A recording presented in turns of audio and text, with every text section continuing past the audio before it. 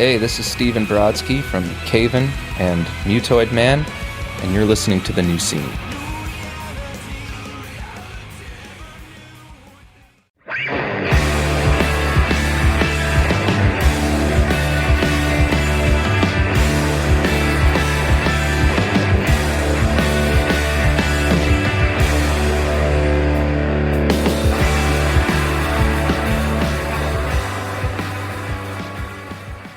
Hello, everybody, and welcome to The New Scene. I'm your host, Keith, and we are back with another brand new episode. And on the show this week, we have Nate Newton. You know him from Converge. You know him from Caven. You know him from Old Man Gloom. You know him from Doom Riders. The man has done everything, and we discuss all of those bands with him, his early bands Channel and Jesuit. We talk about the upcoming Saddest Day Fest. That's a fest curated by Nate and Converge with an excellent lineup that's happening in Boston this month. Nate has just done so much over the years and he's made so much great music. I'm really excited that we finally got him on the show. It's a great conversation and it is coming up shortly. But first, here's how you can support The New Scene. Rate us 5 stars on Apple Podcasts and Spotify. Subscribe to our YouTube channel. We have a main channel with full video episodes and a clips channel with clips from select episodes. We have shirts for sale at our store at Deathwish Inc. Pick one up. It's a great way to support the show. And you can follow us on social media at New Scene Pod. Also, don't forget to support Iodine Recordings. Iodine Recordings welcomes the Saddest Landscape to the label. The Saddest Landscape have returned after a decade of inactivity with their frantic blend of post-hardcore. The new single Hexes is out now, and there's a limited Flexi 7-inch included with all Black Friday sale orders if you picked something up from the Iodine Black Friday sale. Piebald have holiday shows coming up December 7th through the 13th. They'll be playing with Hot Mulligan, The Worst, Saves the Day, and Glassjaw, so make sure you catch one of these shows. Check their page or the Iodine page for a full list of dates. Quicksand, Manic Compression, the 30th anniversary edition is up now for pre-order. Make sure you pick that up. And Final Transmission from Caven is available now in the Iodine Recording store. This record was made in tribute to the band's late bassist Caleb Schofield. It's a sonic yet somber reminder of his contributions to the band and the scene, and it's a must-listen, so pick it up. For more information, head to iodinerecordings.com, sign up for the newsletter, and you can follow the label on Instagram at Iodine Recordings. And say hello to our sponsor for the month of December, Evil Greed. In addition to their online store, Evil Greed offers tour merch, merch handling, and logistics services for tons of bands. They also offer merch and distribution solutions for bands and record labels in Europe and the UK. Evil Greed has a carefully selected roster of artists and labels in their online store. They offer very reasonable worldwide shipping rates specifically to the UK and the USA. Make sure you head to evilgreed.com, check out the featured music section, the featured merch section. The record of the month at Evil Greed is the new record from Drain. It's called Is Your Friend. The Evil Greed exclusive variant of Love Is Not Enough by Converge is up now for pre-order. That's the highly anticipated new LP from Converge. The new Worm official European merch store is up now at the Evil Greed site. Also check out the Devourment store, and there's new merch up from Mizmor. And the debut LP from Colossal Reigns is up now for pre-order in Europe. That's the new band featuring members of Blacklisted. Their debut is called Feral Sorrow, and it's out January 23rd. Sign up for the newsletter so you don't miss a thing. And you can follow them on Instagram at evil_greed. All right, so check back in with me in segment 3. We'll do a wrap-up of the conversation with Nate, and I'll tell you everything that's going on with me. But right now, we are going to speak to Nate Newton. Enjoy. All right, we are here now with Nate Newton. Nate, welcome to the show. Thank you. Thanks for having me, man. Yes, Nate, it's great to have you here. You know, I've been listening to you a long time, and your resume is quite extensive. Jesuit, Converge, Doom Riders, Old Man Gloom, so many things. We've got Saddest Day Fest coming up next month, which the killer lineup. Can't wait to talk about that and many other things. But Nate, first I want to ask you, how are you doing today? I think I'm doing pretty good. I can't really complain too much. It's cold and rainy. I don't love that, but yeah, getting over a cold, it's not that big of a deal. Yeah, life is okay. No complaints. Nice. Where do you live currently? I live on the North Shore in Massachusetts in Ipswich. Okay. And you're married, right? I am. And you have a kid? I do. How old is your child? 12. Ah, nice. How do you Yeah. like being a dad? I could see you being a good dad. I I hope I'm a good dad. I mean, yeah, I love being a dad. But to what you said there, I think anyone who is a dad feels like sometimes they're not a great dad. But overall, I think I'm doing an okay job. Um, Yeah. Yeah, because I could see you like taking the kid out skateboarding or to shows or fun stuff like that. You know what I mean? I try. That doesn't you can try to take them to do all the stuff you like. That doesn't mean they're gonna like it. That's that's the one. That's the hard lesson learned there. But it's more finding what they like and being on board for it. Nice. So, you grew up in Virginia Beach. I did. Yeah, How did you like it there? I liked it just fine. I mean, it's it's a beach community. There was surfing, skateboarding. When I was young, there was a great hardcore punk scene. It's a very diverse area culturally and racially.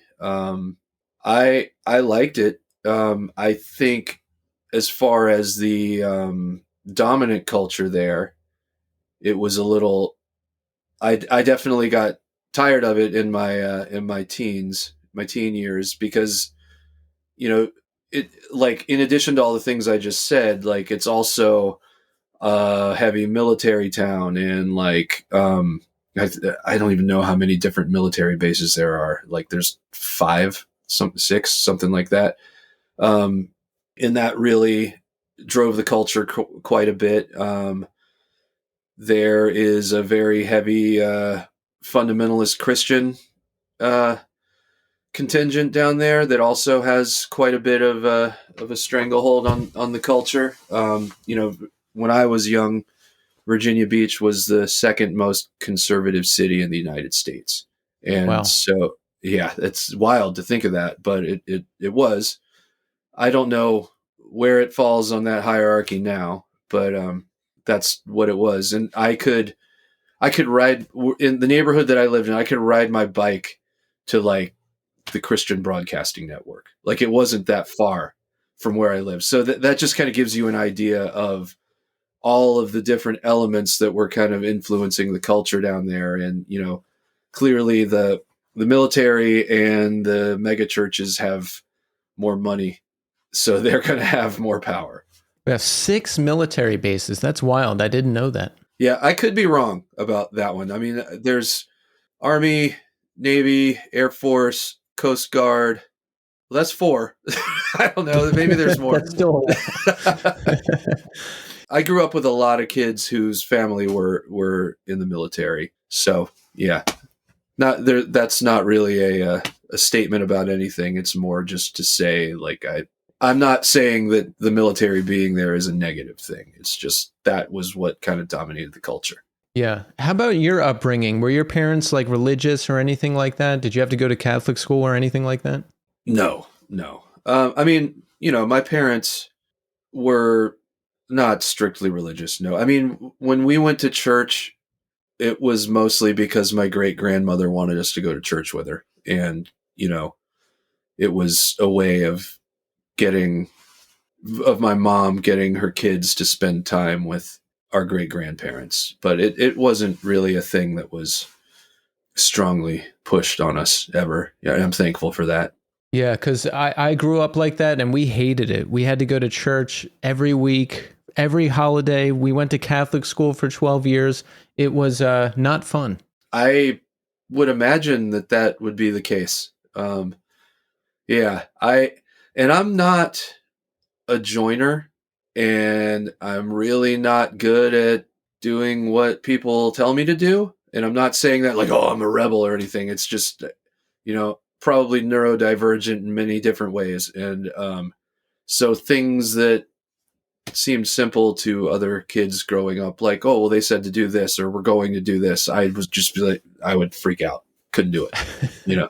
That's funny that you mentioned that. I just said that exact thing recently. I said I've never been much of a joiner, and I think it's a neurodivergent introvert thing. Like my worst nightmare would be, in school they're like, "Hey, turn your desk to the kids around you and get into a group and work with a group."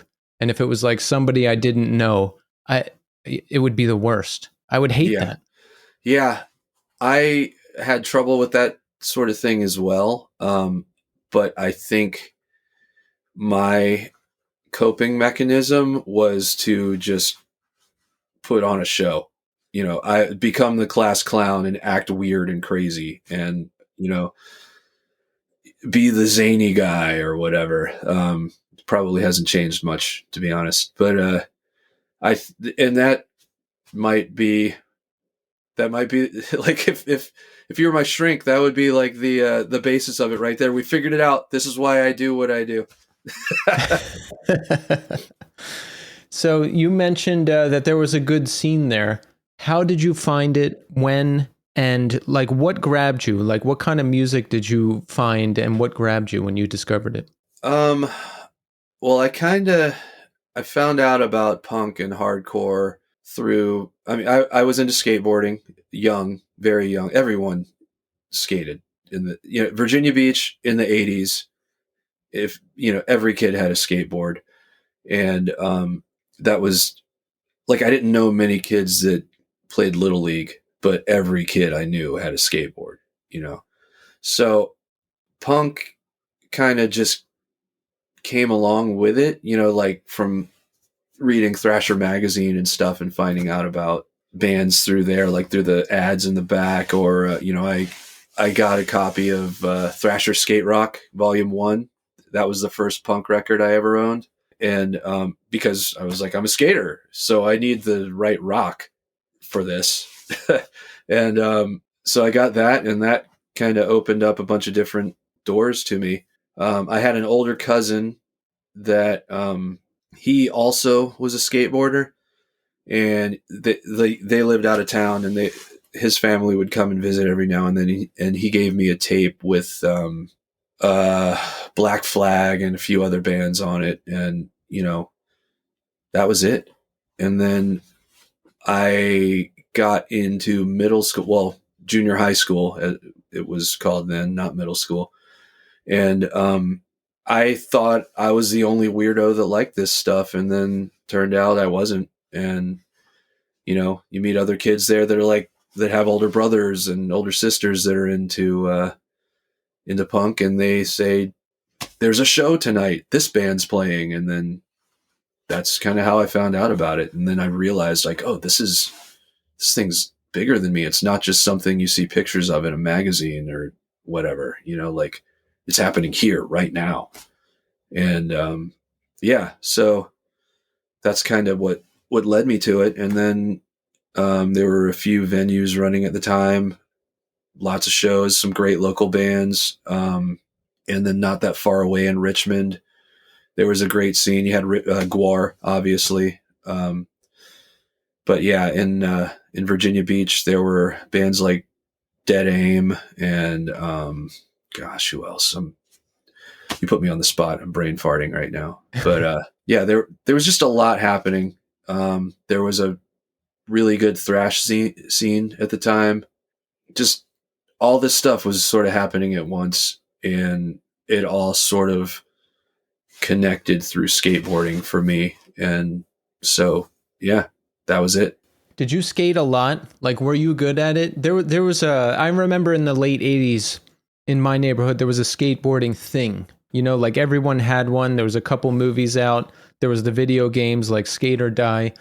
But I didn't know anyone who like actually did it. Like who actually would skate a half ramp or could actually like do stuff, myself included. Did you do all that?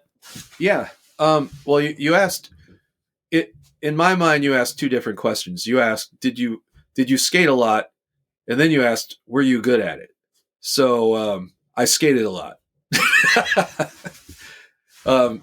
I've never felt like I was good at it, to be honest. Like growing up in Virginia Beach, especially, at that era, we had all of like the public vert ramps, like Mount Trashmore and Bayville and all that stuff. And there were, you know, a number of professional skateboarders that came from Virginia Beach. And, you know, you'd go to Mount Trashmore to skate. And if there was a session on and all those guys were there, you just watched, And so, like, I'm grateful that I got to see that, to see what was possible on a board. But it also kind of told me really early on, like, you're not going to be a pro skater, dude. Well, when did you start playing? Did you pick up guitar first or bass? I picked up guitar first. I was 12, 13, something like that. Yeah, 8th grade. And I picked up guitar because my best friend who lived across the street, he had gotten a guitar first and was like learning how to play Metallica songs. And we were like, well, we gotta start a band. Well, first off, I was like, well, he has a guitar, so I gotta get a guitar. Like we do the same stuff, so I gotta get a guitar. And then we were like, we gotta start a band. And we had no idea how to start a band. We didn't know anybody else that played anything else, nothing. So we just tried to learn songs in his room. And that's pretty much what I did. Yeah, when you're that young, it's like the pageantry of doing things. Like, hey, I'm going to get a guitar, but I don't actually really know how to play it. Or, hey, we're in a band, but you don't actually get together and practice and have all the members. Yeah. Yeah. And I mean, he was far better at playing guitar than I ever have been in my life, actually. Like, still to this day, I'm a much better guitar player. And I think, but because of that, I think that's what drove me to want to start my own bands and write my own songs, because I was like, I can't play this stuff. Yeah. I can play this stupid thing that I made up. I'll play that instead, Yeah, I've never been very good at learning other people's stuff, but I can certainly write my own stuff. That has been the path. When how old were you when you started playing in bands and really doing it? My first band that was like playing shows and stuff, I was in high school. I think I was 16. I must have been 16. Started a band with some other friends that I knew through school. All of us knew each other through skateboarding, and like kind of had a mutual appreciation for the same music, generally speaking. And I mean, it's kind of like the same story with everybody. Like, I want to start a band. Well, who's in the band? I'm like, well, that guy has a drum set, so he's in the band, because I don't know anybody else with a drum set. Do you?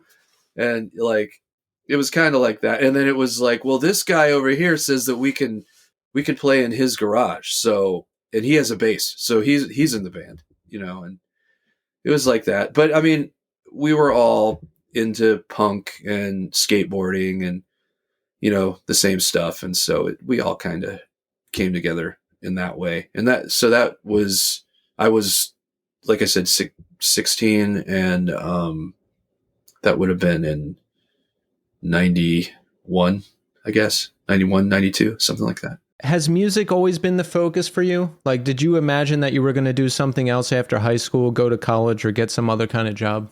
Oh man, I didn't imagine anything after high school. My entire life I've been like, I don't know what I'm going to do. My whole family were public servants, firefighters, and I was like, well, I guess I'll go in the fire department. I don't know what else to do. Music was always the focus, in that it's just what I wanted. I was going to do it regardless of what else I did in life, because it's what I loved. If you had asked me then if I thought I would have a career playing music, no, never would have in a million years imagined that I'd still be doing this, and people would care. Yeah, it's pretty rare. Like, even before doing this show, even like people living strictly off bands they play in, I thought that was I thought that was the case for a lot of people, but it actually isn't. It's pretty rare. Yeah, I mean, I don't live strictly off the band, but we, you know, we at least aren't losing money. I can say that, you know, but in general, I think you need to really frame what success means, you know. And to me, success was never like I didn't care about being famous or getting rich. Like to me, success has always just been being able to continue, you know, continue doing what you love doing. If we can do that, I'm happy. Yeah, success to me is all right. I thought being in a band, I would be like $10,000 in debt.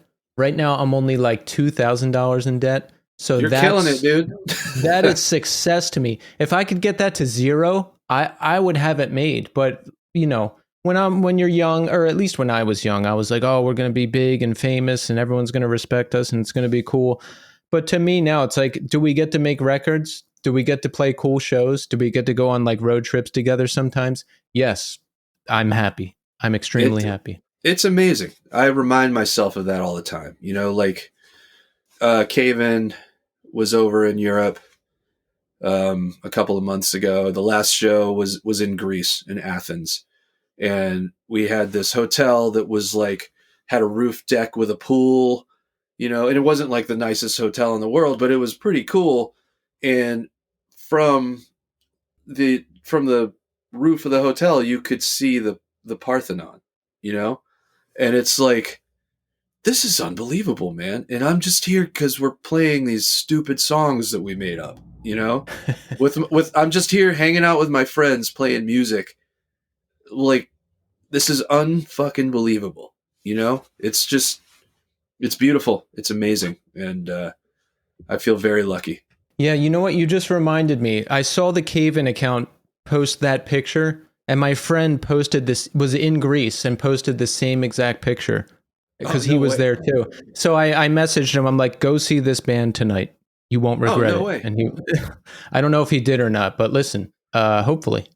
I hope you did too. That's pretty cool. Yeah. I know you were in Channel before Jesuit, but Jesuit certainly got out there and did a lot of touring, right? Was that when you like really got out there and started playing a lot? Yeah. I mean, Channel did a couple of tours and imploded. But it was, you know, that was kind of when it really like clicked with me. Like, I want to do this, you know, I love this. And, you know, that was also you know, everybody's first band is the one where people kind of realize who is cut out to be on the road and who is not. And, you know, that's, for me, it was like, I want to do this. I love this so much. So Jesuit was, you know, right after Channel broke up. And I was like, I want to just, like, you know, I read Get in the Van and it was like, that's it. I just want to relive this, you know. I want to be miserable all the time and playing awful music. But yeah, that was it really. I Jesuit was when we really started. I really started hitting it hard, or we all did. But for me personally, my goal was like, I want to tour. I want to be on the road. Yeah, what kind of bands were you into at the time? Like, what were some of the influences? I got into this music, I think, right around when Jesuit ended, but I would always see that band name on flyers with other really good bands that I liked. Well, leading into it, I think we were all kind of into the like West Coast power violence scene, but then also like really into like the kind of burgeoning noisecore scene that was like that was kind of coming out of that AMREP and that AMREP sort of world. So like on the one hand, it was like Man is the Bastard and Infest and Spaz, and on the other hand, it was Dazzling Killman and Today is the Day and Zenigiva and, you know, Dead Guy, of course, Dead Guy and Rorschach Kissing. Anything that Keith Huckins was a part of, I was all about, still to this day. um, Human Remains. Yeah, there were many bands that influenced us, but I would say like that encapsulates it pretty well. Nice. Oh, and Neurosis, obviously Neurosis. Yeah, Neurosis. I kind of missed the initial wave of Neurosis when that was happening because I was so new to the music. But that is one band that everyone just seems to have been really touched by. You know, like mid to late '90s. Like their influence just seems so far and wide-reaching. Absolutely, Neurosis was like there are a few kind of touchstones throughout my life musically where I can genuinely say like that changed the way I thought about things. You know, like Bad Brains were one of the first ones. Avail was another one because they were from Virginia and they were the first band that I knew that were really out there like doing it, you know. Neurosis was the band like the first time I saw Neurosis, I really truly was speechless. Like I didn't know music could be like that. And I don't just mean like the songwriting or you know how it sonically how it sounded, but like the earnestness that they had on stage and just you know it felt like a religious experience. You know, I'd never felt that before at a show, and yeah, it just and they I guess you know I should go back on what I said. It is how about how they sounded too, because like they the volume was physical, the way that it hit you, because they understood the quiet to loud, you know, and how that can affect you, affect the listener. And like I remember the first time I saw them, just like it was a complete, you know, aural assault. It just I mean, visually, it's they're a striking band, but they had the video screen going at the time, and like sonically, they were at the time they were the loudest band I'd ever seen, and but they sounded pristine at the same time, and they just the sound would just hit you, and then watching Scott and Steve singing like and Dave like they were just feral. They looked like they would rip your head off if you got too close to them, you know.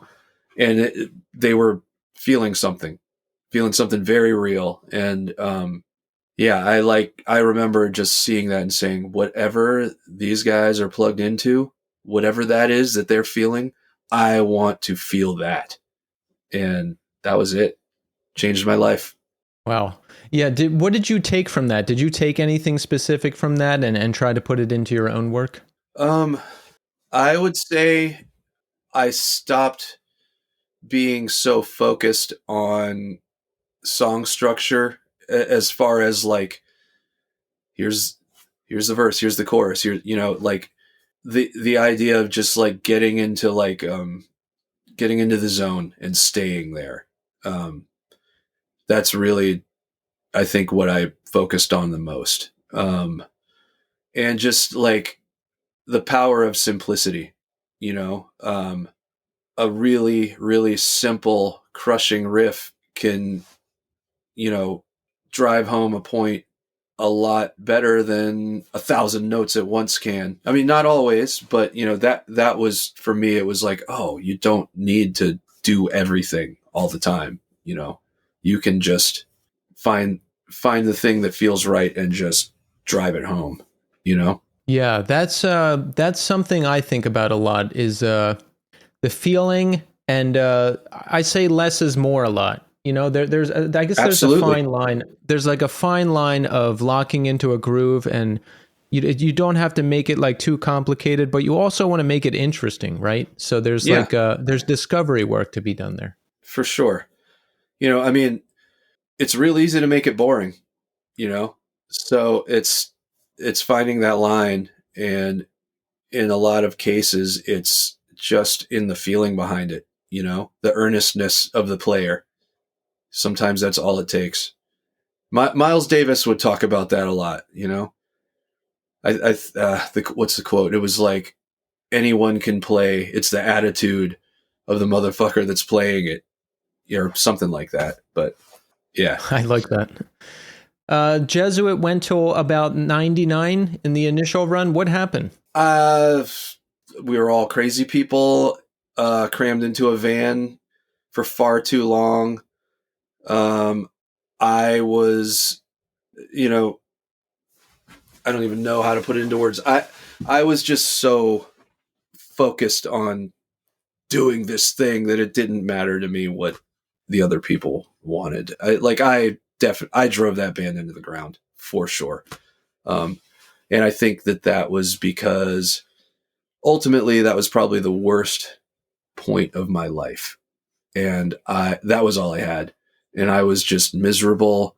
I was depressed. I was angry. I was pretty fucking lost. And, I was just, that was the thing that was going to save me, and it wasn't.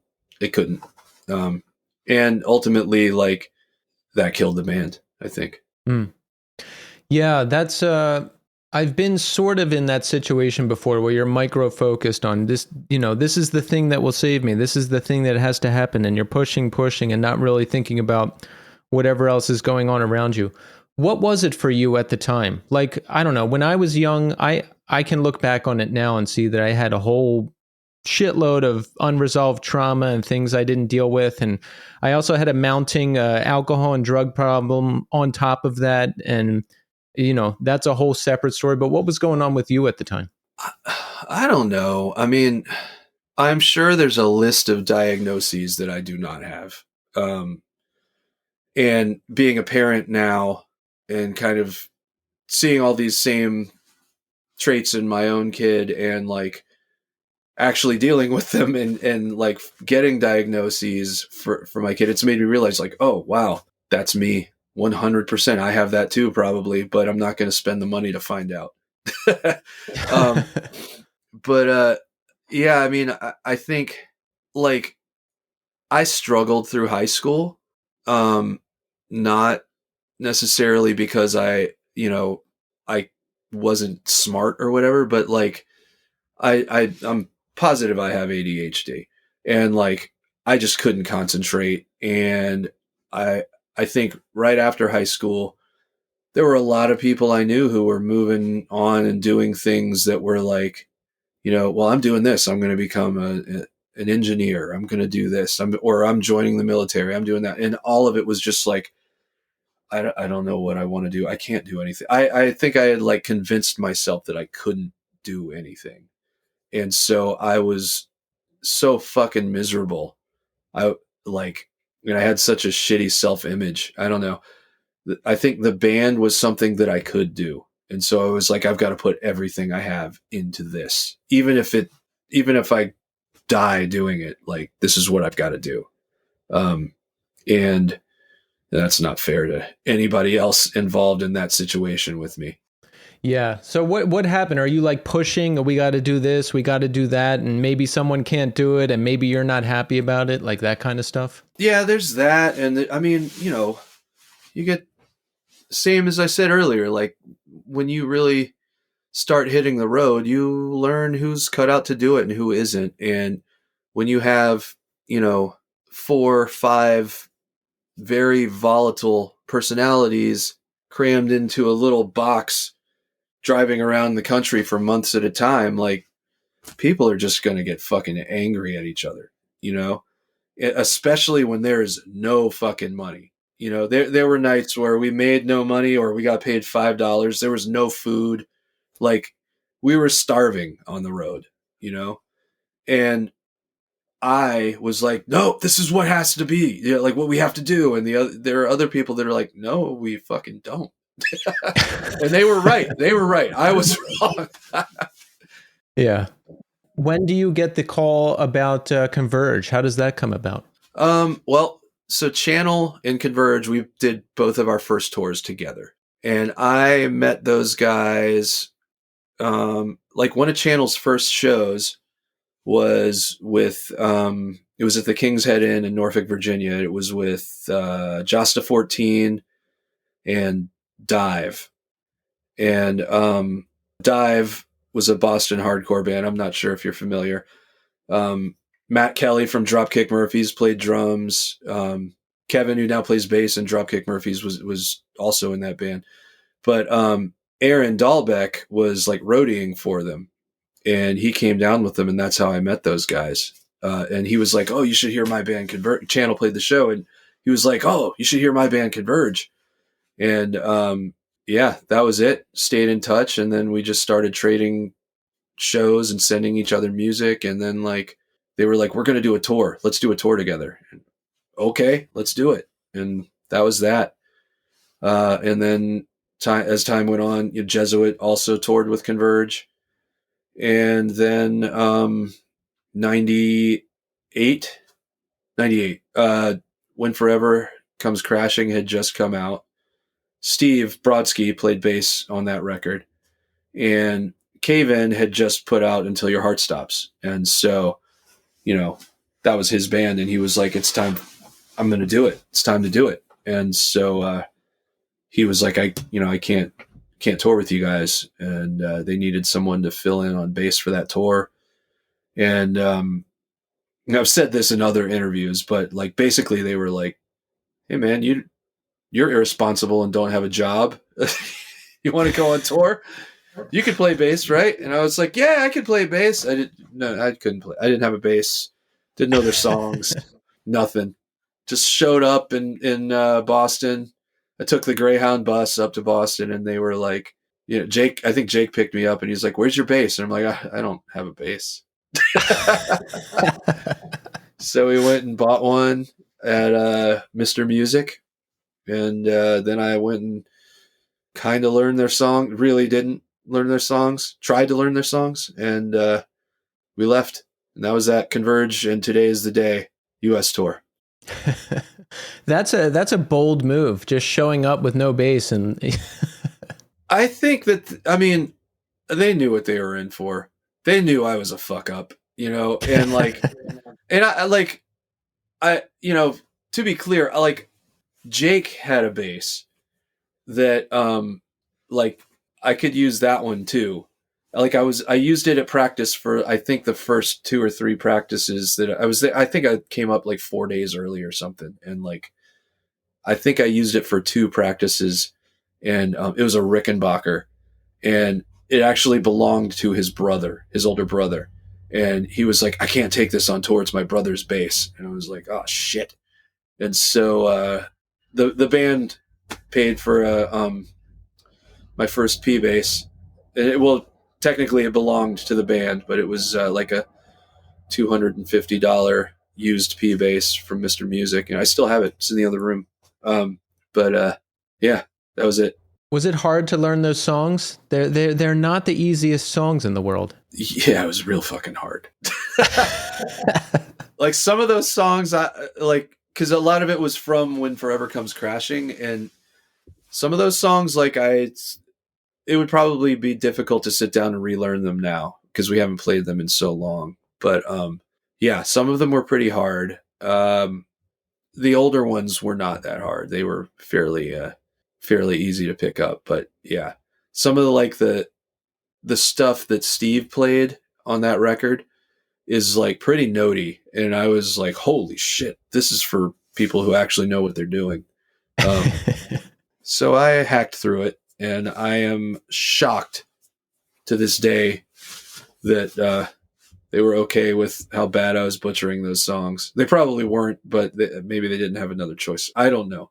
But they liked me enough to keep me around. Yeah, you must have done something right. And I was also curious about walking into bass in that band versus playing guitar, because you had played guitar in the other bands. Was guitar the preference? Were you okay just being on bass in this band and doing that for a while? How do you look at all that? Because like me, I started on bass, but then I wanted to play guitar, but then I wanted to sing, but then I wanted to play guitar and sing. I wanted to do all the things. What is your viewpoint on that? How was it for you? At that point, I was just happy to go on tour with my friends, and, I definitely didn't understand bass. I played guitar. I played it like it was a guitar. it really took a while for me to kind of figure that out. And at the time, I think, I envisioned myself as a guitar player, and it took a while before I kind of realized, like, I'm not a very good guitar player. I'm actually way better at playing bass than I am at guitar. And I really developed a real appreciation for bass. And I mean, it just depends on the situation. Sometimes I really prefer to play bass. Sometimes I prefer to play guitar, Yeah. Honestly, it kind of just depends on who's in the room at the time. Like I just like making noise with people. So whatever.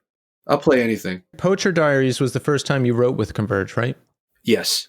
Yeah.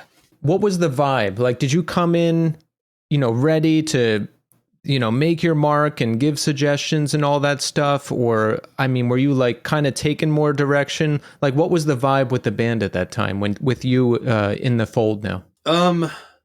Well, for that record, we ended up having a different drummer as well. So the whole It was vibe John, had changed. right? Yeah, John DiGiorgio. Yeah, I'm actually friends with him. I met him through this show because when I had wow. Kurt on, we connected, and then I was talking to him, and he said you brought him in, right? Yeah, I did. Because Yeah, you knew him from Virginia Beach. I did. He played in a lot of great bands down there, but he was in a band called Canefera that Brian Benoit played in, and they were awesome. Just a really great kind of crazy, ahead of their time, death metal influenced hardcore band. And I was just like, well, he can play this shit, no problem. So we brought him in, and like we started writing with him, and that was, I think Kurt was really excited to have someone who was a little more technically minded on drums and technically proficient. And Yeah, because so, Kurt mentioned when he was on the show, he mentioned that he was like holding back to match Damon's drum style. But then, with John and then certainly with Ben coming into the band, he could like do what he really wanted to do. yeah, I would definitely say that's true. So overall, when we started writing that stuff, I'm me, and I am not good at walking on eggshells. I'm like very just throw it out on the table. Here it is. This is what's happening, or what I think. Sometimes to my detriment, and so like writing, I think for Kurt was a little bit of a shock because those guys were nicer to each other than me and my friends were to each other. It's so like I would be like, dude, that sucks. That riff fucking sucks. Or like, I hate that. Don't fucking do that shit. And he would just be like, what the fuck? And I was being a dick. I was an asshole. He was right to feel that way. But I also, on a kind of grander scale, I don't think that there had been a lot of self-editing in the band up until that point. And so like, I think that record, we pushed ourselves in ways that maybe none of us had really been pushed up to that point. And then also, like Kurt said, he was like, I can try and go as crazy as I want now. And some of it worked and some of it didn't. But I do think that you can hear like a distinct shift in the way the songs were written. I feel that all the slow songs on that record are really where it shines. I feel that the slow songs previous to that in Converge, like there were some cool ideas, but none of them had really, they almost felt like afterthoughts at times. And so this was like, no, we want to really flesh these out and like make them into strong actual songs. The fast songs, I think we got way too overly focused on being technical. And I think that was partially just because that was sort of what was happening with contemporaries at the time, and also just trying to, show everybody we're big boys now. I don't know. Yeah, I mean, that was 99. I still remember because I bought Poacher Diaries and the first Stretch Armstrong record in the same day in 99. Whoa, that's a So, combo. hey, Two opposite ends of the spectrum. that's really a yin and yang there. But yeah, 99, that was like the height of, let's see how technical we can be hardcore. You had Botch, Dillinger Escape Plan blowing up, Converge, Coalesce, all those bands, a lot of those bands. But Poacher Diaries, I mean, I loved it. We loved it when we heard it. And that tour, whenever you guys toured, I think it was that next summer. That was still one of my favorite tours I've ever seen. It was, I just really remember John, because I asked about him specifically when I talked to Kurt. I was like, what happened to him? And I remember the whole set list being good. It was just it was a memorable experience all around. Who did we tour with on that tour? Do you remember? I remember seeing you twice in, I think it was 99 or 2000. I was at a Stalag 13 show with, was it Morser? Oh, Morser. Yeah. Yeah. And then there was another show at the Melody in New Jersey, but I don't remember who was on that one. Yeah. Okay. I remember that now. Yeah. Actually, the Morser guys were at the Cave-In show in Bremen just a few months ago. It was really cool catching up with those guys. Really? And they just played a show like last week, which I was like, whoa, no way. That's so cool. Yeah, they were amazing. I was really excited to see them because we all loved Acme, and Acme was gone, and this was the next thing. I think they had like 3 vocalists. It was crazy. Yeah, it was cool. Side note, I can't remember his name, and I feel so terrible. But one of the guys from the Chrome Saint Magnus Records, in their little group of bands, it was like Morser, Sistrel, Carol, Acme, all those guys. But they had a record label called Chrome Saint Magnus, and early on they did some of the Hydra Head vinyl in Europe. And when Cave-In was just on this last tour, the 25th anniversary of Jupiter, oddly enough, he sent an email and was like, "Hey, I was just digging through my house, like going through closets, and I just found 2 boxes of original Jupiter vinyl from the first European pressing. I'm going to come to your show in Bremen, and just you can have them." And we were like, wow. "What? Like, that's amazing." So it was pretty cool. It's that's neither here nor there. It's just kind of talking about this stuff. It's cool when you have those little reminders that it's like, man, I've made lifelong friends just because I wanted to play in a dumb band, Yeah, when I trace the history of the relationships between Converge and Cave-In and Jesuit and Old Man Gloom and everybody, it's just like, I'm like, yeah, that's what it's all about. Like lifelong friends, everybody hanging out, everybody making excellent music together. Speaking of, you joining Cave-In, obviously a great fit. When did you first hear about Caleb's passing? By the way, I didn't know him personally, but Cave-In was like one of the bands that first really got me into this music, because at first it was like, I don't know, I was like, oh, it's too much screaming, it's too aggressive. But then I heard Programmed Behind, the Cave-In song, and there's that melodic break at the end, and I was like, oh, what's this? And then that kind of opened the door to everything else, and then it was like Converge, Dillinger Escape Plan, Botch, Coalesce, all, everything that was going on in 98.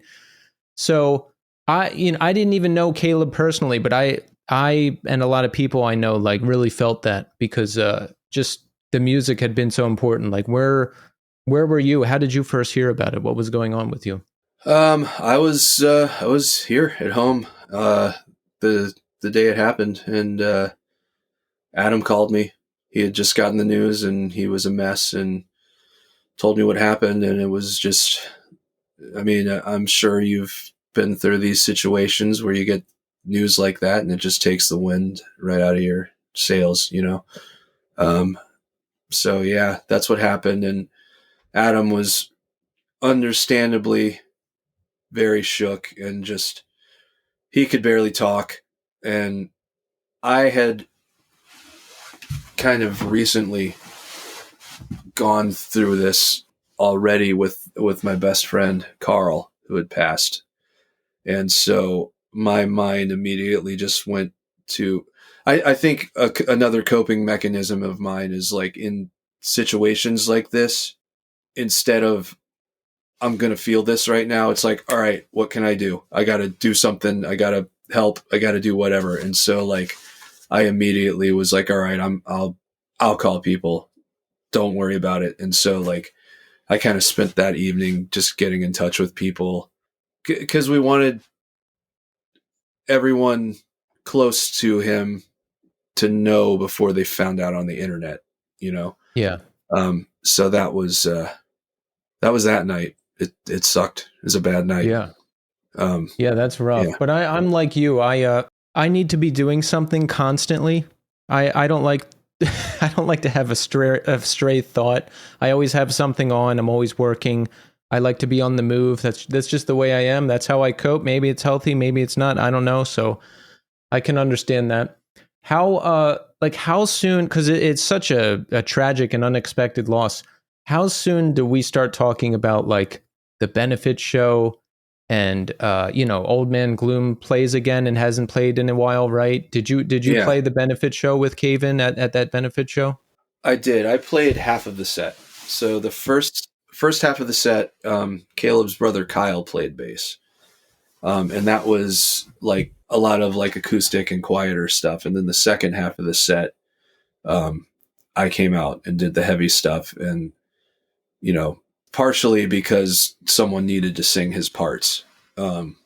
So yeah, that was it. I mean, the idea for the benefits show or any of that stuff, it was, oh gosh, I can't, the timeline is hazy. Like it was at the memorial where we talked about it a bit. Cause it was, everyone was there. All of us were there and all the bands together. And we were just like, you know, we should do something for his family. And I mean, I think, you know, for us, you know, just to have everybody together. And yeah, that was it. And then in that conversation of just doing the benefit show, then I was talking to the Cave-In guys and they were all just kind of like, oh, what do we do? You know? And I was like, hey, no pressure. If you want to do it and you want somebody to fill in, I'll, you know, I can do it. And I'm sure we can find plenty of other people if you want to have like a rotating list of people or whatever. I don't think it'll be difficult, but you know, point being, if you want to play a benefit show, if you want to do this, we'll figure out a way to make it happen.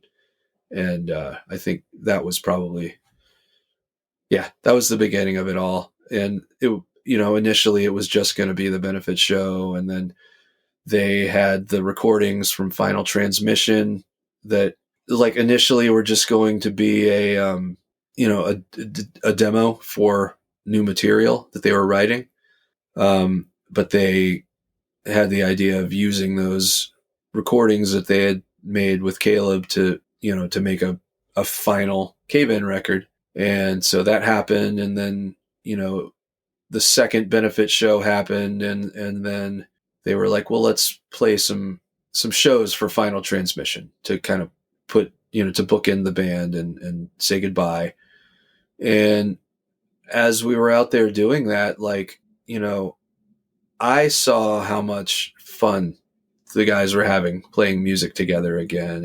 And like, you know, it just sort of naturally happened. Everybody was just like, let's keep making music. And which, you know, personally, I didn't want to push anybody, but you know, my feeling was like, dude, you guys have been together since you were in high school. You're best friends, you know, like, look at how much you love playing music together. You have this thing to, like, My goal with it wasn't to be I'm going to be in Cave-In. My goal was I just will do anything to keep those three guys together, you know, and then it kind of blossomed, and we started writing music and really enjoying it, and yeah, it kind of gave it a rebirth, and it's been again. This is another thing I've said before, but it's just been so great watching those guys fall back in love with it, you know, and like they like they had a rough go long before Caleb passed, you know, like the major label years took a really heavy toll on them, and like I think they just all had very negative feelings attached to the band, Caleb included, and so you know, helping them kind of reclaim that has been very cool. Yeah. Yeah. Because I remember a lot. I went through a whole range of emotions with Cave-In because I loved them. But then when they changed their sound, I wasn't on board because I was 17, 18 at the time. And I was like, oh man, they're not as heavy anymore. It's not as cool. What is this bullshit? And then I would read interviews with them and they're like, I don't know if they were kidding or not, but they were like, yeah, we're too old to play metal anymore. We're not into it anymore. And I was like, that's bullshit, man. And then, but I realized I still listened to them. Like I had Jupiter, I had Antenna. There were songs I loved. I loved Joy Opposites. That's still probably my favorite song by them. And then, or one of them. And so I kind of kept up, and then they came back. But like, you know, they were getting flack from people it's like, oh, they're a major label and now they're not. They weren't heavy. Now they are. I remember all that crap. But when they came back, I kind of lost track for a while. But when they came back with White Silence, I was like, yes, we're back. Yeah. We are back. I am on board for real. But I'm glad things worked out that way because Heavy Pendulum, I mean, come on, amazing record. And that 2019 tour for Final Transmission, that was definitely one of my favorite times ever seeing Cave-In. I just remember the set list being great. There was that B-side at the end from Until Your Heart Stops, I think. That's really good. It was just like an overall great set. Inflatable Dream. Yes, I love that. Yeah, that's one of my favorite Cave-In songs. So I was like, guys, come on, we got to play this. So, yeah. Well, if you can get them to do it again, please do, because great song. Let's do it again. All right. You know what? I'll let them know. All right. Honestly, that one's kind of hard to sing and play at the same time. And no one knows what the lyrics are. Like seriously, like there's lyrics for the first part that Caleb sings, and we have those. But then the second, like faster kind of Soundgarden sounding part, like nobody knows what they are. And like I listen and I'm like, I can pick out words and I'm like, what the fuck was he talking about? And you know, like all the other guys are like, yeah, I know he said this in one part, but I don't. Yeah, like the lyrics, you know, they're gone. We don't know what they are. So I was just kind of like making an amalgamation of what I thought he was saying in that part when we played it. Did you write new stuff, or did you just kind of like scream sort of what you thought it was? Dude, I was just screaming what I thought it was, and and now I don't even know what that was. So, you know, it was funny. I told the guys, I was like, I don't know what the words are. And they were like, neither do we. They're like, I'm going to say this. They're like, all right, that's cool. And like, I mean, I can imagine Caleb too. Like if I had asked him like, well, what should I say? He'd be like, who fucking cares? You know? That would have been his answer for sure. Yeah, because no one knows. If my band plays a new song and I don't have all the lyrics memorized yet, I'll just do the cadence. You just have to yell the cadence, and nobody really knows the difference. Yeah, you know, just when you mess up, make it look like you meant to. Just Pee Wee Herman that shit.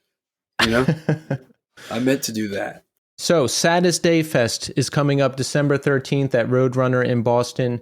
Incredible lineup: Converge, Touche Amore, Coalesce, Hope, Conspiracy, Soul Glow, Year of the Knife, Stress Positions, Wormwood, and Full of Hell. When did the idea of this fest come about? How? Who's behind it? Give us some of the story. The idea, I mean, we had talked about doing something like this for a while, and then just nobody ever really took the initiative. And then we've played a lot of festivals. Some of them are great, some of them are not great. And some of them you end up, you know, sitting in a van just waiting for 8 hours, miserable, freezing cold and wet. And you're just like, fuck, what am I doing with my life? And I think it was in one of those moments where I was just like, fuck this, man. Let's do our own fucking festival. Like, because I know so many bands that have had that exact same moment. And I'm just like, I want to put on a fun night for my friends and bands that I like where they never have that feeling, And I think that was for me, that was when it started, where it's like, all right, as soon as we get home from these shows, I'm getting on this shit. And that was that. And then I came back, like I sort of worked out the basic logistics of it with Bowery Boston, and then came back to the guys and was like, okay, guys, listen, got this thing. We're going to do it. We're going to make it happen. And all of them were like, fuck yeah, cool. Let's do it. And that was basically the gist. And then, the other thing is we really wanted there to be, a heavier festival in the States that like kind of caters to the fucking weirdos, like less the full on metal stuff and less the full on hardcore stuff, and just more something for the fucking weirdos. I don't know how else to say it, like the way that Roadburn kind of celebrates the weird, or, Fire in the Mountains or something like that. Just something different vibe altogether. Something that feels a little more about, community, and just not, but is very much about the music as well. Yeah, that was kind of the beginning of it. And here we are, a month out. Nice. Yeah, I was curious about kind of the thought process behind it and how bands were selected, and I like that. Yeah, for the weirdos, because those are my people, always have been, still are, and yeah, it's a pretty eclectic list of bands. I think that's important too. I love playing mixed bill stuff. I like having a lot of really different bands on the show. I don't care if it doesn't work. I'm doing air quotes. I don't care if it's weird. Because if you go to a show and it's like all the same kind of hardcore band or all the same kind of metal band, or especially if you're at a fest and it's like all the same kind of band, that gets old really quick. Yeah. Yeah. And I mean, we wanted to make it special in a way that, it was like bringing some bands through that don't play Boston that often, or haven't. In Coalesce's case, maybe 20 years since they played Boston. So that's really cool.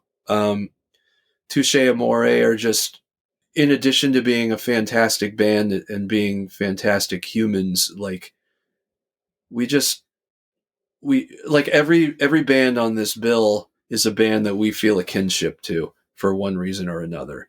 And, maybe some closer than others, like, Touche Amore, we've spent a lot of time with on the road. Full of Hell, we've spent a lot of time with on the road. Coalesce, there's an obvious history between our bands. Hope Conspiracy, our friends that came up with us for, a good chunk of time. And, every single band, they're bands that we love what they do and we want our crowd to see them, So, yeah, like, I've said this before, Stress Positions, like, are probably my favorite current hardcore band. And I cannot fucking wait just to watch the audience watch them, because it is an experience, man. They're just fantastic.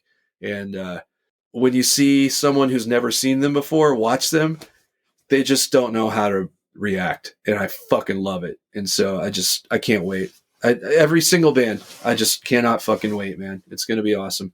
Yeah, it's a great lineup. Are you thinking about making it an annual thing? Well, that's the goal. We would very much like to do that. I think we'd like to make it multiple days, maybe multiple venues. But let's get through the first one, and we got a lot of ideas, but we just got to get through the first one and make it work, and then I think the doors will start opening up as to what possibilities there are. But yeah, Yeah, I think this is the way to do it. Start small and build it up and see what happens from there, because we know the fest market is saturated right now. You don't want to come out of the gate with a 4-day 100 band fest and No. end up accidentally losing like $100,000 or something like that. I can see the appeal of this too, especially around like holiday time, having your own thing to do. Like how Every Time I Die used to do that those Christmas shows. I was like, that's Yeah. cool. Like every day, every year in your hometown, holiday show, like get your friends together, play a show. That's way more fun than like going and watching family get drunk. I'd rather be at a show. Yeah, I mean that's the idea. And actually, Better Lovers are still doing theirs, and sadly enough, it fell on the same day, which we're not happy about. No one is happy that it had to end up that way, but next year we'll make sure that that's not a problem, and they're not competing, but because we wish them nothing but the best, and they're friends. Yeah. A lot of But history there, right? yeah, a lot of history. So it just we initially were going to do it the week before, and then it turned out that for the children's show was happening that weekend, and that was already like booked out, and it was like, fuck, okay, well, we can't do two competing giant shows in Boston on the same night, so we had to move it. That thankfully that day was open, but that was the only day that was open, so we moved it to there, and it's going to be good. We're going to have fun. I'm pretty excited about it. Yeah, like I I'm not pretty excited about it. I'm like really excited about it, and we've been the band text thread has been pretty pretty active lately, just talking about songs that we want to play, because we want to play stuff that we haven't played in a really long time, and so I think there's going to be some surprises in there that people will be stoked about, or at least we're going to really enjoy, so we'll see. Nice. Does Conduit ever make it back into the set list? We have not played Conduit in a very, very long time, but I will say that is one of the songs that's being thrown around. So That is one that I would like to see again one day. I'm just going to say that. I'm just going to put it out there.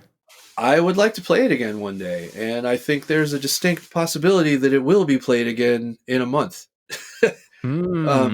We just we kind of, anyone in a touring band will probably tell you this, but like you get into like your groove of what songs work live, and Converge has multiple different guitar tunings, and so we have like groups of songs that have to be played together, and sometimes it's like, well, we should play this one. We're like, well, we're not playing any of the other ones in that tuning.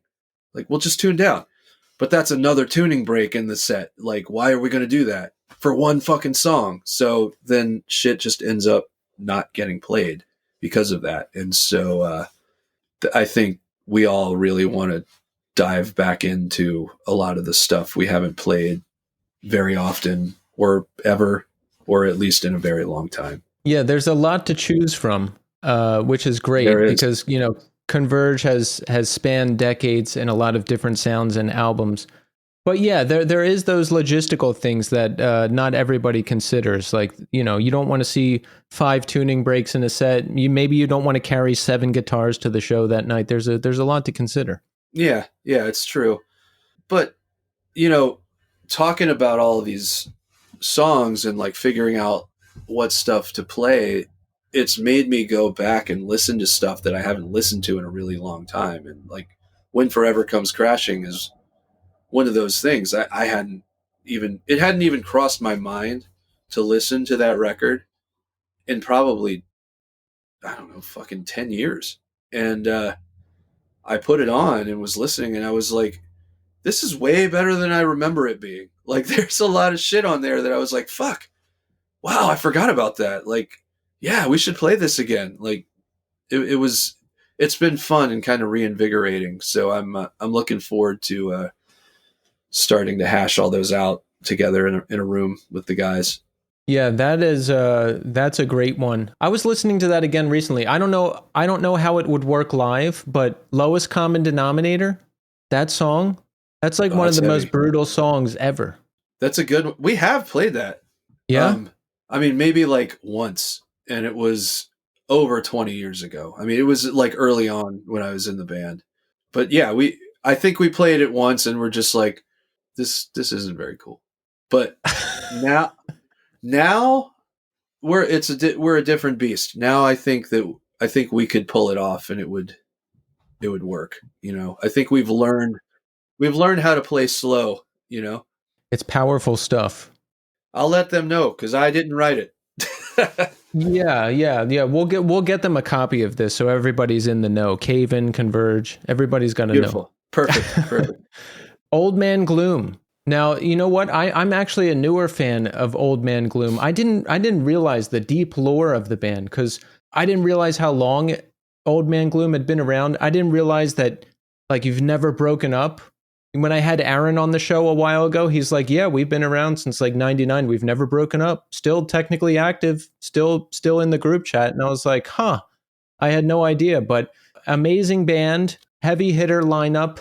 Well, first let me ask this. What's going on with Old Man Gloom? Was the Caleb Schofield benefit show the last time you played? No, we've done a couple of tours since then. I think the last time we played was, when was it? It might have been Psycho Vegas, right after things started opening back up after COVID. Have we played since then? Or wait, no, did we go to Europe after that? We did. And we played Roadburn. Yeah, the year that, oh God, what year was that? It was, what year did Blood Moon come out? 22? 23? Somewhere around there, yeah. Yeah, so that was, I did an Old Man Gloom tour that started at the end of the Blood Moon tour in Europe. We met up at Roskilde Festival and then took off from there. Okay. So there has been activity. There has, and there will be more. There are things in the oven right now, so we're working on some stuff, and there will be some announcements coming for sure. Nice. Yeah, another tribute to Caleb Schofield, right? Seminar 8 and Seminar 9 that Old Man Gloom released.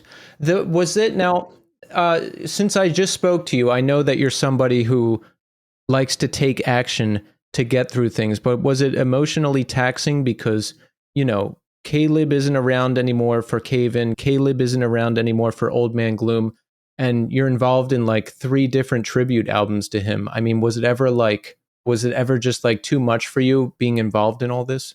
No, I never felt like it was. I felt like it was therapeutic. And in a lot of ways, all of us being together working on that stuff, it felt like Caleb was there hanging out with us, you know, because the vibe was the same.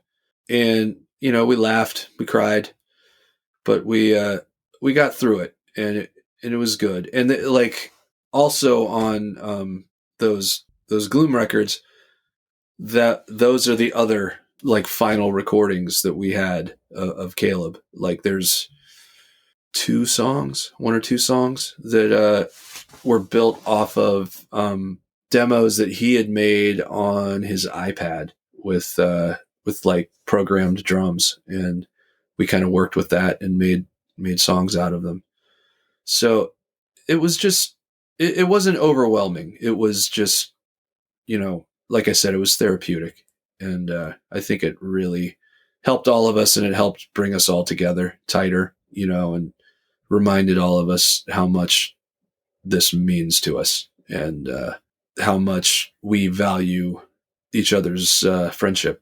Yeah. It's, you know, again, just going through everything and seeing all the bands and all the connection, and Caleb weaved through everything. It's a very It's a very tight-knit community spanning decades. So I can just see how like being together and writing and playing and everything would probably make it a lot easier for everybody to process the immense grief. Yeah, it really did help. And, especially Cave In, especially it helped. Yeah, I mean, just every situation, it was good. Like, in every situation for both bands, like creating new music together, it just, I mean, in a lot of ways, like Caleb was like a total fucking trickster, and he loved fucking with his friends. And there were just like all of these moments where shit happened that it was like, what the like things that unexplainable things would happen, and you're just like, that fucker's here, he's messing with us right now, um and yeah, we just laughed a lot, and it was a good thing. I mean, that's the thing about all of those Old Man Gloom records. They sound like they're serious, and they're not. Every single thing that you hear on those records in one way or another was meant to make one of us or all of us laugh. Really? Yeah. I mean, we love sick riffs, don't get me wrong, but like, yeah, everything there's a joke in every single song. Maybe you hear it, maybe you don't, but like ultimately there's something in there to make each other laugh. And yeah, that's it. Like one of the long running jokes with Caleb was we would always wait for like he would always he wrote better riffs than all of us. Like everything he did was just crushing. And he would write all these fucking songs, and all of us would be like, fuck that, man, my songs suck. And but like he also, when we were recording, like he was the first one to have kids, and so he couldn't usually be there for the entire session. So we would like record his songs first, and then he would like have to go to work or go home and be a dad. And so like that turned into us on the days when he wasn't there, we would like completely take his songs apart and fuck them up in some way and not tell him. And like we wouldn't tell him, and we would wait until everything was done, and he would come back to hear it mixed, and like we'd be sitting and listening and play one of his songs, we'd play it, and it would be like, what the fuck is this? Like what happened? Like the volcano on Christmas, that initially was like a minute and a half long, and he left, and we drew it out into like this 10-minute long like weirdo dirge, and he came back and we played it for him, and he was just like, what is this is a different song. You're like, yeah, we know. But as a tribute to that, on those final two records, the song True Volcano is us. We played his structure. We recorded it the way that he wanted it recorded to begin with. Wow. I like that. That's wow. Yeah. That's a nice tribute. Yeah. You know what? Now that you mention the joking and everything, it kind of makes sense, because when I had Aaron on the show a while ago, like the Old Man at Gloom account was like reposting the Aaron New Scene episode and just roasting him and roasting the show. And it was really funny. It was really funny stuff. And then I was like, I read that like two of the guys in Old Man Gloom were going to like secretly record their own record and then release it in tandem with another record that was coming out. Was that ever going to happen? Oh man. There's so many subplots in Old Man Gloom where we're like, oh, we're going to fuck him, man. We're going to get him so good. Yeah, that is one of the ideas. There were ideas of starting Old Man Gloom franchises where like each of us did an Old Man Gloom record with other people. Every single, like, if you look at the history of the band, we have done every single thing we could possibly do to make our band not be successful. Like, releasing two records with the exact same name on the same day, just so much shit. Like, I don't know. It all it does is make us laugh. So we're all for it. That's really funny. I see. I wasn't aware of all the lore, but that makes me like it even more. Oh, thank you. Thank you. Well, with our last few minutes, let's go down the line here and get some updates. Old Man Gloom, we know that there's more coming. Doom Riders, and anything stoking in the fires there? Can we ever expect more? I want to say yes. Like I've written a bunch of songs, and life keeps getting in the way of all of us getting together. But we all want to do it, and we keep talking about it. We just have to get off our asses and make it happen. And I think it's going to come down to me just being like, I'm at the practice space. Come down here, you know? Right. But I think it'll happen. And yeah, I know we all really want to play. And it's funny, every time we do play, and it's been a few years now, like every time we do play, I'm like, fuck, I love playing these songs. Like, let's do it. It's so fun. So we'll get back to it. The new Converge, we know it's coming. Is there any update that you can give to the people? The people demand an update. I don't really know. I mean, yeah, it's coming. Okay. It's not an update. It's more of a tidbit.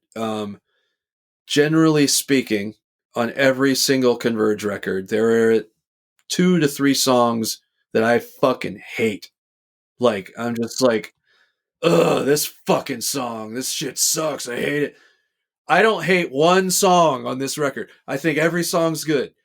Maybe I have bad taste, so, you might hate it. I think it's fucking awesome. I'm really excited about it. Yeah, I'm looking forward to people hearing it. And yeah. Awesome. I can't wait. And, Cave In. We had Heavy Pendulum in 2022, I think it was. What's going on? What can we expect? Maybe 2023, I forget. I don't know. Who cares? We've started like casually writing, and I think all of us are pretty excited to jump back into it. Adam just had shoulder surgery, so he can't play guitar for a couple of months. But is he still healing? He's still healing. It's going to take a little while, but we're there are ideas and practice recordings of new song ideas, and especially I think after after Saddest Day, I'm going to be around for a little bit. So I think we're going to, like, Steve and I really want to start jumping in and writing some songs together. And Adam can come and sit there and complain. It's all right. So everybody, we have a lot to look forward to. And make sure you go to Saddest Day Fest, December 13th at Roadrunner in Boston, right? Yes. Can we still get in? Can we still buy tickets? Yes, please come out. It's going to be awesome. It's the night of the savage weirdos. Come just have a good time with us, man. It's going to be great. We want to see you there. That's our people. And Nate, thank you so much for coming on the show. I've been listening to you in various bands and various forms for decades now. And listen, this was great. So thanks for coming. Thank you. I'm sorry that I did that to you. Thanks for having me, man. Seriously.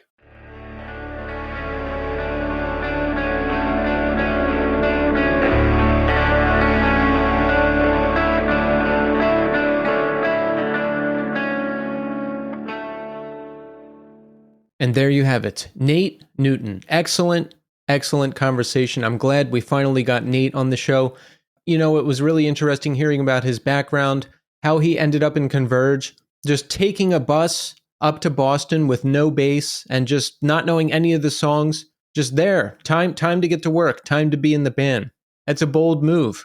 And that's the kind of stuff you have to do, when you're young, when you're out there, when you're figuring things out. He just went. He just did it. And hearing about how he came in the band and how they wrote the Poacher Diaries together and the dynamics and everything was really fascinating. Poacher Diaries is still one of my all-time favorite Converge releases.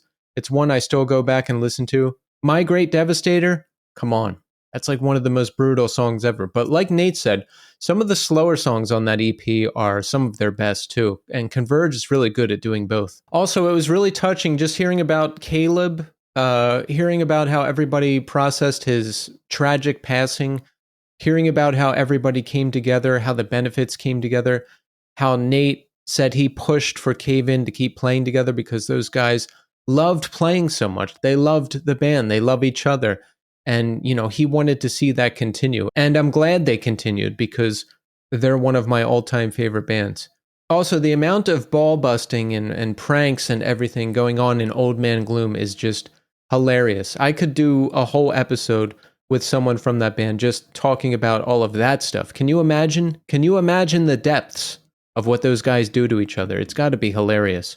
And hey, the new Converge album was just announced. Love Is Not Enough. The first new Converge album since 2017. I can't wait to hear it. You heard what Nate said. Not one bad song. Not one song that he dislikes. Make sure you get tickets to Saddest Day Fest. Go if you're up there in the Northeast around Boston. It's a killer lineup. And that was a great, great conversation. Thank you so much, Nate, for coming on the show. So let's check in. How are we doing? I am doing okay. I have had the past week off, and I've been spending it working on podcast stuff and working on band stuff. And, I feel like I should be more relaxed than I am right now. I feel very tense, and I think it's because I'm working on a lot of podcast stuff, which can stress me out sometimes. And today it is. But I've taken some time to, sit around, watch stuff, play video games. Here's something I've been thinking about. Tell me if you feel the same way. I'm afraid we have jumped the shark on good entertainment. Like, I'm afraid there's never going to be a good TV show or movie ever again. Like, I was watching Welcome to Derry on HBO, the It show, the continuation, the prequel. And it's good. It's okay. Like, the CGI doesn't look as fake as the movies, so it doesn't take me out of it as much as it did in the movies. But like, sometimes it looks fake. I don't know. It's just like the vibe and the look and the CGI that's in new movies takes me out of it. I just don't feel the same anymore. Like, are we ever going to see a True Detective season 1 again? Are we ever going to see Breaking Bad again? I think the last show I watched that I really liked, and when it was over, I actually felt sad, was the Jeffrey Dahmer show, Monster Dahmer. That was 3 years ago. The last movies I can remember seeing and really loving and watching multiple times were Sicario. I think that was 2015, and Get Out. I think that was 2017. That was a really memorable movie. I just don't feel that anymore. I don't know if it's me. I don't know if I'm too old now, or if it's just the fact that I don't watch a lot of TV and movies anymore. Like, maybe there's good stuff out there and I'm not seeing it, but I'm just not feeling it anymore. And I don't know. I hope something good comes along again, like a True Detective season 1, where I want to watch it 3 or 4 times. Make sure this Friday at 8 a.m. you tune in to our Ink and Dagger recap bonus episode. It's a great one. If you did not have the opportunity to make it to those Ink and Dagger reunion shows, this episode will make you feel like you were there. There is exclusive stuff in here that you can only see on this podcast. Sound checks, venue setup, photo shoots, all kinds of stuff, all kinds of behind the scenes stuff. So check out that episode, and make sure you check it out on YouTube too, because there's exclusive content that is only going to be in the YouTube episode. Let's hear from you, the listener. I've got some new YouTube comments here. Fosco Band says this about episode 308 with Mark Boulanger of Masa Nera. Awesome conversation and awesome album. Masa Nera rocks. Greetings from Spain. Hello, Fosco Band. Greetings from America. Thank you for listening. And yes, Masa Nera is so good. Make sure you check out that album, everybody.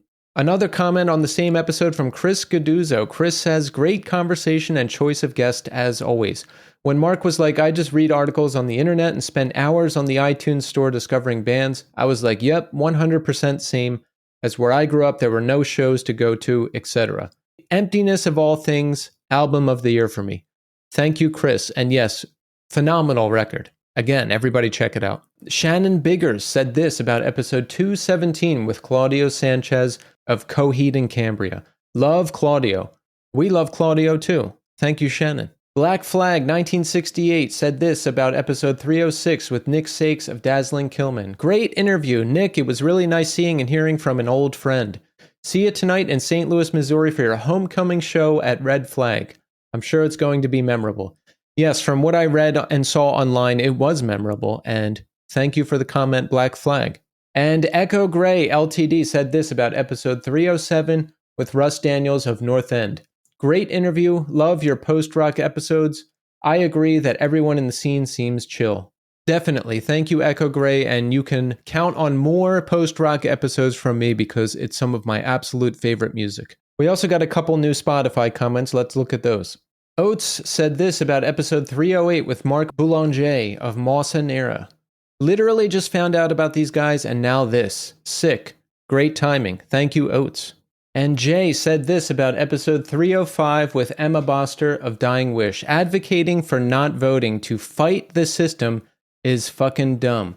Well, okay, Jay, that's your opinion, and here's mine. Let's say you vote. It seems like you're a voter. You vote maybe Republican, maybe Democrat, and your vote keeps the system running. Your vote keeps these people in power. I do not. I do not agree with the system. I'm against the system. I'm against Republicans. I'm against Democrats. I don't think they're doing anything good for us. And not only that, they're actively killing us. They're actively killing people in this country. They're actively partnering with other nations to fund genocides in other countries. I would argue that I'm doing more good by staying home, not supporting the system, and having these conversations that bring awareness, true awareness, to what's really going on in this country, than you, who's going out and supporting this system that's continuing these atrocities. But that's just my opinion. Let's end with this. We've got a new Apple Podcast review. We haven't gotten one of those in a while. This is a new 5-star review from Ket. Ket says, thanks, 5 stars. Thanks for doing this pod, Keith. These are some of the best interviews out there with people I always wanted to hear from. This is a great gift to those of us who grew up in the underground and always wanted more. Thank you, Ket, for the 5-star review. That was really nice. Yeah, I feel like we are doing important work here, documenting these bands, documenting these conversations in a way that I think nobody else is. It's important. It feels like important work to me, and I hope it's perceived like that to others. So thank you for the support, Ket. And listen, if you have not rated the show on Apple Podcasts, hit that 5-star button. Every iPhone has an Apple Podcast app. Even if you don't listen on Apple Podcasts, open up that app, search the New Scene, scroll down a bit, and hit the 5-star button. If we could get like 50 people to rate the show 5 stars, it could change the course of history. Well, that's it for this week. That's all I've got. We're back next week with another blockbuster episode with another new guest, and I'll see you then.